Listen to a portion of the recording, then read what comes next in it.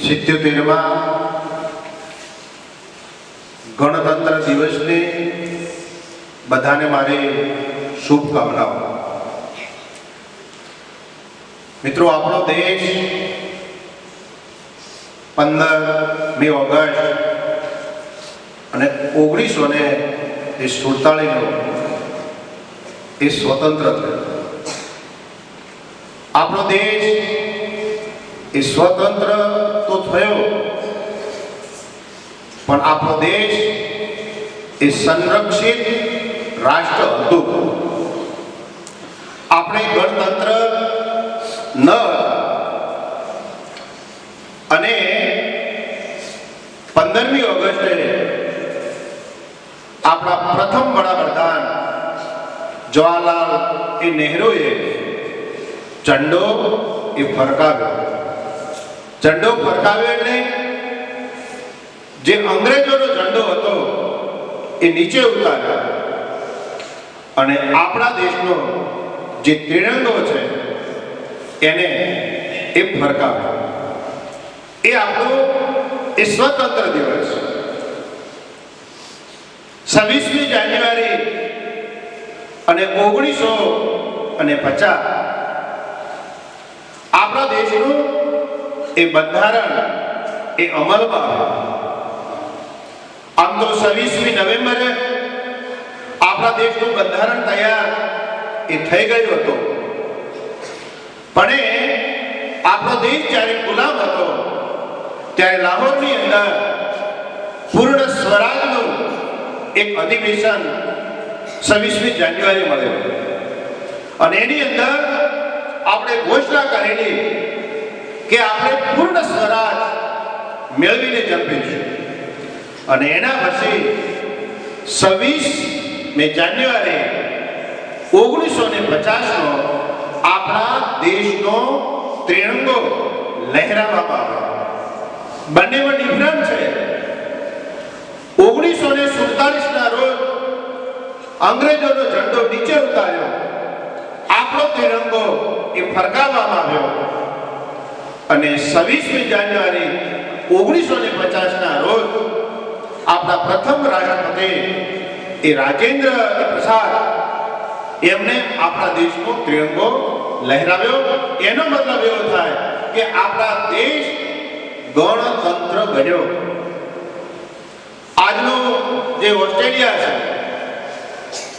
છે એ સ્વતંત્ર નથી, એ ગણતંત્ર નથી, એ સ્વતંત્ર છે પણ ગણતંત્ર નથી। એની પાછળનું કારણ મિત્રો એ છે કે ત્યાં આગળ એ ઇંગ્લેન્ડના નીચે આજે પણ એ દેશ અને આપણો દેશ ગણતંત્ર બન્યો એટલે પ્રજાસત્તાક બન્યો। આપણા દેશમાં આપણા દેશના કાયદા છે, આપણા દેશના કાનૂન છે, આપણા દેશનું સ્વતંત્ર બંધારણ છે અને એટલે આપણા દેશના એ રાષ્ટ્રપતિ એ આજે પણ આપણો ત્રિરંગો એ લહેરાવ્યા છે। એ ફરકાવવાની જે પદ્ધતિ છે એ 15મી ઓગસ્ટના છે અને આજે આપણા દેશનો જે ત્રિરંગો છે એ આપણો દેશ લહેરાવે છે। આજના દિવસે આપણા દેશના બંધારણના મૂળભૂત જે અધિકારો છે એ 1970ની અંદર અમલમાં આવેલા, એને આજે એ 50 વર્ષ એ પૂર્ણ થાય છે।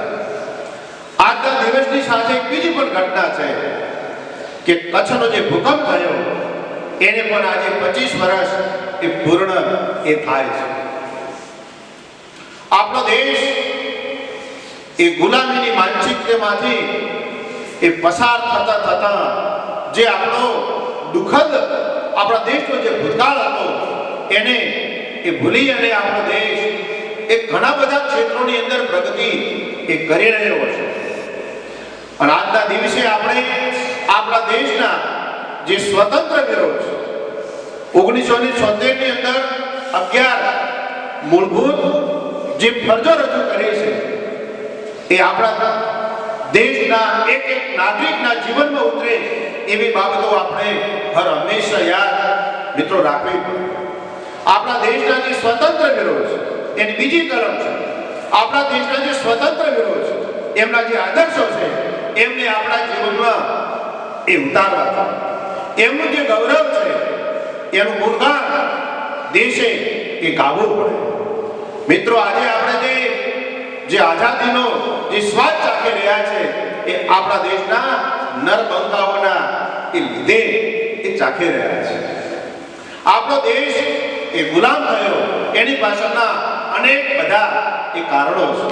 તમે આજનો સમય જુઓ, રશિયા અને યુક્રેન વચ્ચે યુદ્ધ ચાલી રહ્યું છે.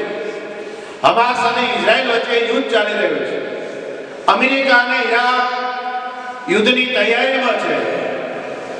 અને જે દેશના નાગરિકોને એ પોતાના દેશ પ્રત્યે રાષ્ટ્ર પ્રેમ નથી હોતો, અને વેદોમાં આપણે કહ્યું છે રાષ્ટ્રાય સ્વાહા, રાષ્ટ્ર માટે આહુતિ આપવું.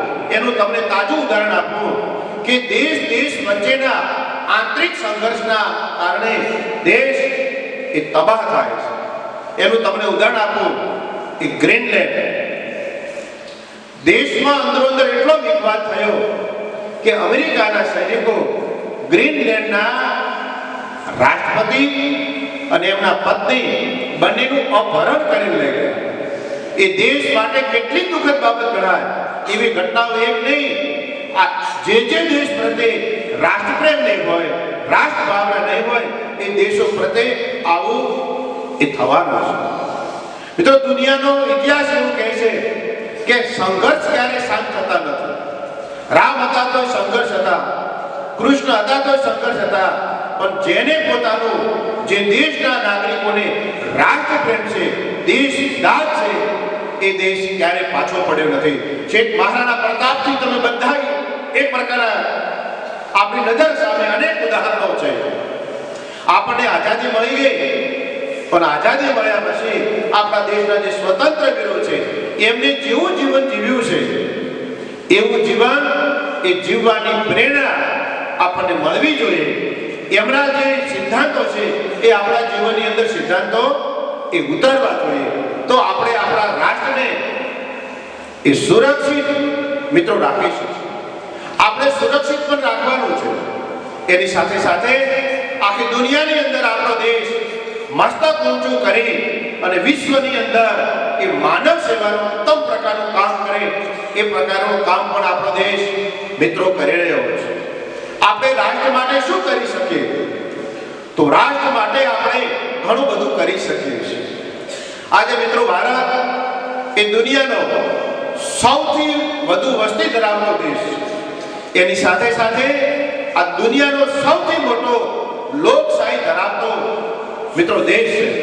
અને આપણા દેશની જે સંસ્કૃતિ છે એ વસુધૈવ કુટુંબકમની ભાવના વાળી છે. આખું વિશ્વ એ કુટુંબ છે. અને આપણને ખ્યાલ છે કે જ્યારે દુનિયાની અંદર રોગની મહામારી એ કોરોના આવ્યો ત્યારે આપણા દેશે વિજ્ઞાનની અંદર એ કમાલ કરી વેક્સિન બનાવી, મેક ઇન ઇન્ડિયા સૂત્રને સાર્થક કર્યો અને આપણા દેશના લોકોનું તો જીવન એ મિત્રો બચાવ્યું. પણ વિશ્વના ઘણા બધા દેશોને માનવ સેવાની ભાવના યાદ રાખી અને વેક્સિન આપણે એક પ્રકારની એ આપે છે. આપણો દેશ એ સનાતન એ સંસ્કૃતિ વાળો છે. આપણો દેશ વેદના અને ઉપનિષદના સિદ્ધાંતોની મુજબ એ ચાલવા વાળો મિત્રો દેશ છે. હજુ પણ આપણા દેશને એ ઘણી બધી પ્રગતિ કરવાની છે. આપણા દેશને પ્રગતિ કરવાની છે એટલે આપણે પ્રગતિ કરવાની છે. આપણે જ આપણો દેશ છીએ. આ દેશની અંદર રહેલું એ નાનું એ બાળક એ રામનો અવતાર છે, એ સીતાનો અવતાર છે, એ વૈજ્ઞાનિકનો અવતાર છે, મિસાઇલ મેનનો અવતાર છે. આપણી અંદર અનેક પ્રકારની શક્તિ એક પ્રકારની રહેલી છે. આ શક્તિઓને આપણે એ જાગૃત કરવાની જરૂર છે. અને જે દેશો મહાન છે એમનું એ પ્રગતિનું મૂળ કારણ હતું વૈજ્ઞાનિક શોધો. 1969 ની અંદર આપણા દેશની અંદર વૈજ્ઞાનિક શોધોની માટે એ ઈસરોની સ્થાપના પણ કરી. આપણે મંગળ ઉપર પણ ગયા, દક્ષિણ ધ્રુવ સુધી પણ આપણે પહોંચી ગયા છે. નવ સ્થળ અને પૃથ્વી ઉપર આપણે ઘણું બધું એ કરી રહ્યા છે.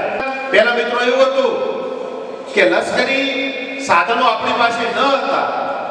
આજે વૈજ્ઞાનિક શોધોના કારણે લગભગ 152 પ્રકારના લશ્કરી સાધનો બનાવતો દેશ આપણો મિત્રો બની ગયો છે. એ નહીં, હવે તો વિશ્વની અંદર નિકાસ કરતો દેશ આપણો બની ગયો છે. વિશ્વની ગમે એવી સ્થિતિ છે, પણ આપણો દેશ આર્થિક રીતે ઘણો બધો પ્રગતિ કરી રહ્યો છે. વિશ્વની અંદર એ આપણો દેશ એ ચોથા નંબરની આર્થિક મહાસત્તા તરફ આગળ એ પ્રયાણ કરી રહ્યો છે. પહેલા નંબરે મિત્રો અમેરિકા છે, ચીન છે, એ રશિયા છે, એ જર્મની છે, એના પછી પાંચમો નંબર આપણો આવે છે. થોડા મહિનાઓની અંદર આપણો દેશ વિશ્વની ચોથી ઇકોનોમી બનવા તરફ આગળ આપણે જોઈએ તો આગળ વધી રહ્યો છે. આપણા દેશની એ કુલ આવક એ જોઈએ 400 લાખ કરોડ સુધી આપણે એ મિત્રો પહોંચી ગયા છે. અને થોડા સમયની અંદર આપણા દેશનું જે યુવાધન છે, આપણા દેશની અંદર 65% લોકો 35 વર્ષથી નીચેની ઉંમરના છે અને 50% લોકો 25 વર્ષથી નાની ઉંમરના છે. એટલે આપણો દેશ યુવાઓનો દેશ છે. અને જે દેશની પાસે એ યુવાઓ હોય, એક પ્રકારનું યુવા શક્તિ હોય, એ દેશ ઘણી તરક્કી કરી રહ્યો છે. ચીન ગમે એટલું એ પ્રગતિ કરે છે, પણ એ દેશ હવે વૃદ્ધોનો દેશ બની ગયો છે. અને આપણો દેશ એ યુવાઓનો દેશ છે. અને આપણી જે જનસંખ્યા છે એની શક્તિ એ સકારાત્મક ઉપયોગ કરવામાં આવશે. એ વ્યસનો તરફની આપણા દેશની યુવા શક્તિ એ વ્યસનો છોડશે તો આપણો દેશ ઘણું બધું કરી શકશે. આપણા દેશની આર્થિક તરક્કીની વાત કરું કે આપણા દેશનું જે બજેટ છે એનું 9 લાખ કરોડ રૂપિયા આપણા દેશના બજેટના આરોગ્યની પાછળ એ ખર્ચવામાં આવે છે. આપણો દેશ જો યોગને સ્વીકારે, આપણા દેશના જે આયુર્વેદને સ્વીકારે તો ઘણી બધી ઇન્કમ આપણા દેશને બચાવી શકે એ સ્થિતિમાં મિત્રો આપણે એક પ્રકારના છે. આપણો દેશ એ વિશ્વના રાષ્ટ્ર પાસેથી 12 લાખ કરોડનું એ ક્રૂડ ખરીદે છે, એ ઓઇલ ખરીદે છે. અને આપણા દેશની અંદર એ સૂર્યપ્રકાશિત એ આધારિત એક સોલર ક્રાંતિ એ નવા આયામો એક પ્રકારની સર્જી રહી છે. અને પવનચક્કી દ્વારા પણ અને અણુ ઉર્જા દ્વારા પણ આપણે ઘણી બધી વીજળીનું ઉત્પાદન એક પ્રકારે કર્યા છે. આપણા માટે મિત્રો આનંદની વાત છે કે આપણા દેશની અંદર 500 મેગાવોટ વીજળીનું ઉત્પાદન કરતો આપણો દેશ એક પ્રકારનો કરી રહ્યો છે. આપણા દેશની અંદર નેશનલ હાઈવે જે વિશ્વ કક્ષાના છે એ પ્રકારના બની રહ્યા છે. આપણા દેશની અંદર 70,000 કિલોમીટર એ રેલવે લાઈનનું એ નેટવર્ક છે. એક અદ્ભુત આપણા દેશના વિકાસનો મિત્રો પાયો છે. શિક્ષણની અંદર પણ આપણો દેશ એ ઘણી બધી પ્રગતિ એક પ્રકારનો કરી રહ્યો છે. હવે આપણે બધા જે ભણીએ છીએ એ સ્માર્ટ બોર્ડમાં ભણીએ છીએ. સ્માર્ટ બોર્ડમાં ભણીએ છીએ એનો અર્થ ટેકનોલોજીની સાથે આપણે આંખથી આંખ મિલાવી અને પ્રગતિ કર્યા છે. અને આવનારો જે સમય છે એની અંદર વિદ્યાર્થી મહત્તમ ટેકનોલોજીનો ઉપયોગ એ કરતો થશે. હમણાં મિત્રો આપણા દેશની અંદર 2020ની નવી શિક્ષણ નીતિ એ અમલમાં આવી છે. જેમ જેમ સમય જાય છે એક શિક્ષણમાં બદલાવ આવવો જોઈએ, ભણાવવાની પદ્ધતિમાં બદલાવ એ આવવો જોઈએ. પણ હવેનું શિક્ષણ 2020ની જે નવી પોલિસી છે 2027થી સંપૂર્ણ અમલ થવાનો છે. એની અંદર એક ટકા આધારિત શિક્ષણ નહીં પણ સ્કિલ વિદ્યાર્થીમાં હશે. અને તમે અભ્યાસ એ પૂરો થશે તો એની સાથે તમને રોજગારી પણ મળશે. અભ્યાસ પૂરો થશે તમે ઉદ્યોગપતિ બની શકશો. આવો બદલાવ એ આવી રહ્યો છે. હું તમને આપણી શાળાની વાત કરું કે આજથી 4 વર્ષ પહેલા આપણી શાળાની અંદર આઈટી મિશન દાખલ મિત્રો કર્યો છે, ઇન્ફોર્મેશન એન્ડ ટેકનોલોજી. અને આ સાલથી આપણે એ સિવિલ ક્લાસનો પણ અભ્યાસક્રમ ચાલુ મિત્રો કરેલો. એનું પરિણામ એવું આવવાનું છે કે આપણા જિલ્લાની જે આઈટીઆઈ કોલેજો છે એની સમકક્ષ આપણા શાળામાં ભણતો ધોરણ 10 અને ધોરણ 12 નો વિદ્યાર્થી છે આઈટીઆઈ સમકક્ષ પ્રમાણપત્ર એને પ્રાપ્ત એ થશે. અમે બધા વિદ્યાર્થીઓ જે 12મા ધોરણના છે એમના ફોન નંબર અમે ત્યાં લઈ લીધા છે. જેવું સર્ટિફિકેટ આવશે એવો પાલનપુરની અંદર નોકરી માટેનો કેમ્પ થશે અને જે કંપનીઓ છે એમના માલિકો આવશે અને આપણા વિદ્યાર્થીઓને નોકરીના ઓર્ડર પણ આપી દેશે. એવા પ્રકારની વ્યવસ્થા રાજ્ય સરકાર અને કેન્દ્ર સરકાર એક પ્રકારની કરી રહી છે. આપણા દેશમાં મૂળ પ્રશ્ન જે છે એ રોજગારીનો છે. તમે શિક્ષણ લો છો તો રોજગારી મળવી જોઈએ અને આપણા દેશ એ પહેલા સોને કી ચિડિયા હતો. એની પાછળનું મુખ્ય કારણ એ હતું કે નાના નાના ઉદ્યોગો હતા, બધાને રોજગારી મળતી હતી. હવે આવું ભારત જે અનેક વર્ષો પહેલા જે ભારત હતું એ ભારતનું નિર્માણ થવા એ મિત્રો જઈ રહ્યું છે. તમે પુસ્તકનું એ ગોખી અને ચોપડીમાં તમે પેપરમાં લખતા અને ટકાવારી આવતી એ સિદ્ધાંત અંશત ઓછો અમલ થશે. અને નવી શિક્ષણ નીતિની અંદર તમને કેટલું આવડે છે, તમારામાં કેટલા પ્રકારની સ્કિલ છે, એ મુજબ એ રોજગારીનું સર્જન ત્યાં થવાનું છે. એટલે એના માટે પણ આપણે એ પૂર્વ ભૂમિકાના સ્વરૂપે આપણે માનસિક રીતે તૈયાર મિત્રો થઈ રહ્યું છે. આપણી દેશની તરક્કીની અંદર આપણે એ પણ વિચાર કરવો જોઈએ કે આપણી શાળાની ભૂમિકા શું. અમે બધા જે ગુરુજીઓ છે એ તમને પહેલા તો સંસ્કાર આપીએ છીએ અને પછી શિક્ષણ આપીએ છીએ.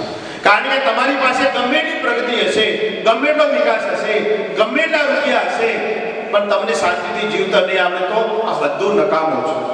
અને એના માટે ધર્મ શિક્ષણ અને સંસ્કાર મહત્વની ભૂમિકા છે. જે ડિસિપ્લિન છે, જે શિસ્ત છે, એ આપણા દરેક વિદ્યાર્થીઓના એ જનમાનસમાં આવે એવા પ્રકારના અમે બધા પણ પ્રયત્નો મિત્રો કર્યા છે અને એનું અમે સામે એ પરિણામ પણ જોઈ રહ્યા છે. આપણી શાળા માટે બહુ સારી વાત એ છે કે આપણા આધુનિક યુગની અંદર કોમ્પ્યુટર વગર મિત્રો ચાલવાનું નથી અને બધા વિદ્યાર્થીઓ કોમ્પ્યુટરની સાથે ભણે છે. એ ખરેખર તમને ખ્યાલ હોય કે ના હોય પણ આપણા માટે બહુ મોટી સિદ્ધિની વાત છે. 10મા ધોરણની અંદર પણ વિદ્યાર્થીઓ ખૂબ સારું પરિણામ લાવે છે.